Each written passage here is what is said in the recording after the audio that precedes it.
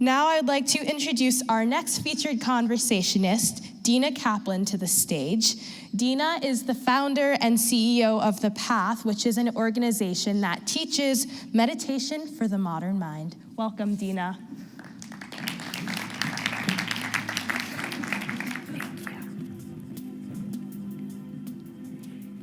You know, it's funny, when you think about fear, you probably think about bugs or heights maybe, or public speaking. But for me, my entire life, my biggest fear has actually been being myself. And I know why this is. When I was a little girl, I was bullied in summer camp. It was bad. And at the end of the summer, I made a vow to myself. I promised to hone my social skills so finely that I would be popular for the rest of my life. And I did. But it was at the expense of ever saying what was on my mind. You know, it's funny, I was popular in high school, I was popular in college, I was popular when I moved to New York and took my first few jobs. But when I co-founded a tech startup, my obsession with being liked absolutely didn't work, and it didn't scale as the company scaled. I was obsessed with being liked even by the people who worked for me. And as you know, you can't manage that way. I couldn't give negative feedback to my team. I couldn't even ask for what I wanted from my own co-founders. And each day I would wonder, what would Larry or Sergey do? What would Jeff Bezos do? And then I did that. It's funny, as a woman tech founder, I got incredible opportunities. I was in the press every day, and Fortune named me a most powerful entrepreneur. I met incredible people.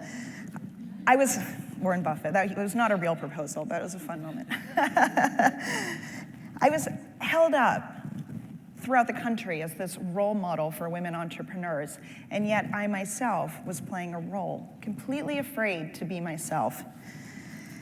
And what happened is my body began to revolt. I started having panic attacks.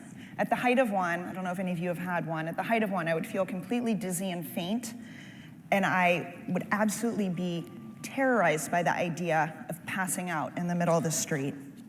I was based in New York at the time, as the company was, and I lived in fear of fainting, passing out in the middle of an intersection and the light turning green and the cars starting up again. So I solved this like a good COO. I just stopped walking anywhere by myself, and I stopped taking the subway. From the outside, my life looked like this entrepreneurial dream, and on the inside, I was a complete mess. One day, I was across the street from my office in Lower Manhattan. It was a 12-second walk to get there, but I absolutely knew that I couldn't do it.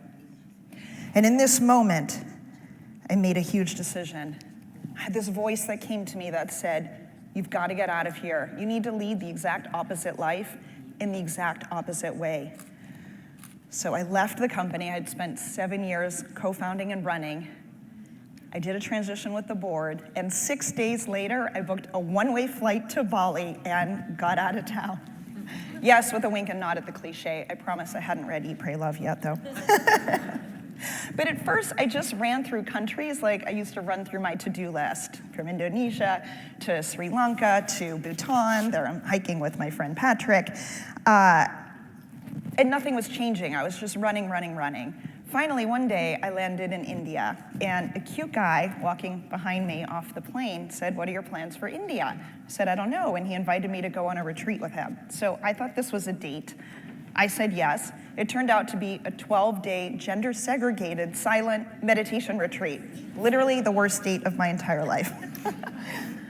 But finally on this retreat, my mind stilled, and finally I reached insight.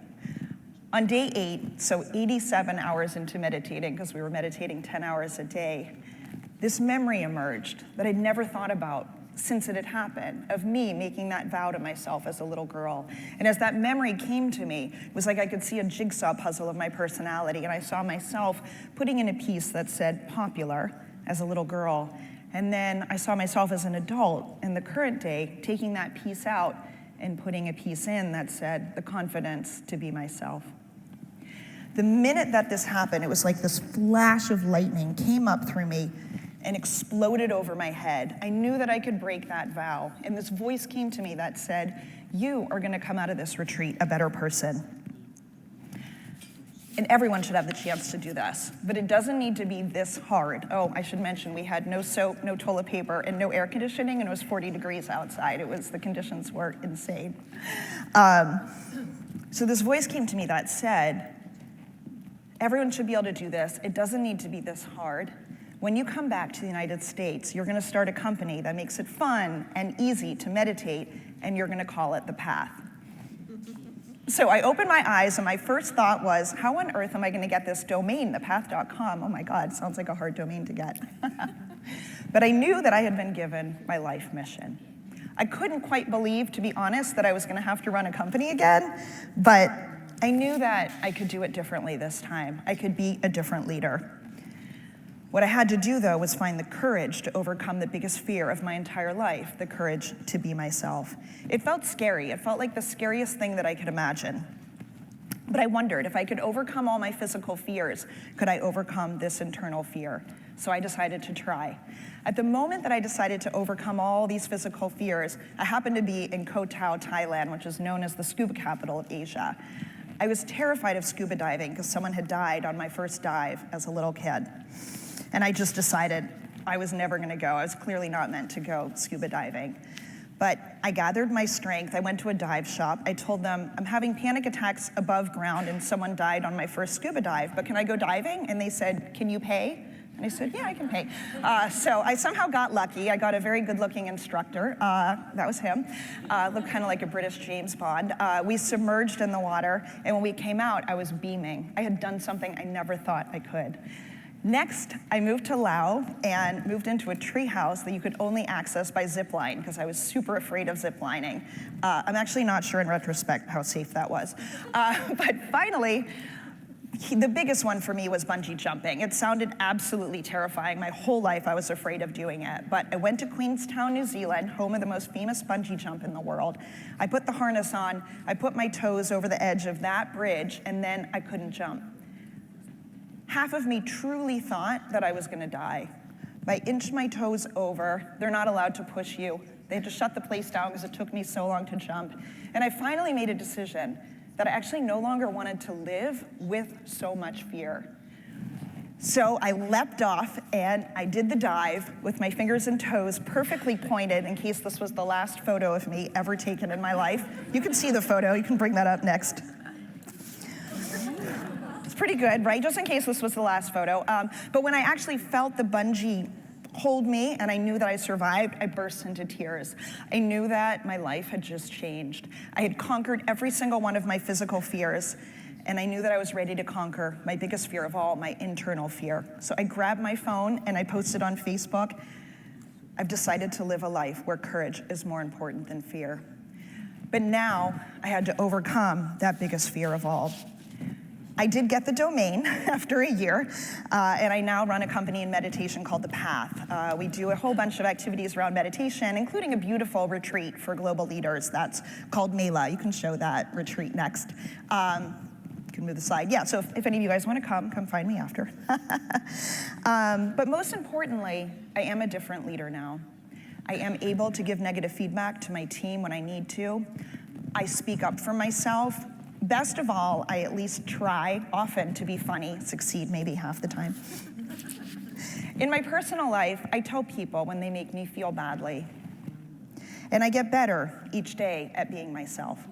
At the end of my trip, I went to Fiji, and I woke up early one morning and went for a jog, and then suddenly I stopped. I looked behind me and realized that I was alone. It was only my footprints that were on the sand behind me. And yet, for the first time, I felt safe. I knew that I would never have a panic attack again. My path towards overcoming fear and having the confidence to be myself had made me healthy again. So I can walk on my own now. I even walked here through the wind and made it. And I've learned a lot of lessons along the way. So big question is, do we all need to run out of here and rappel down a glacier to overcome fear? Do we need to do that? No. Overcoming fear can actually be done in just a few simple steps.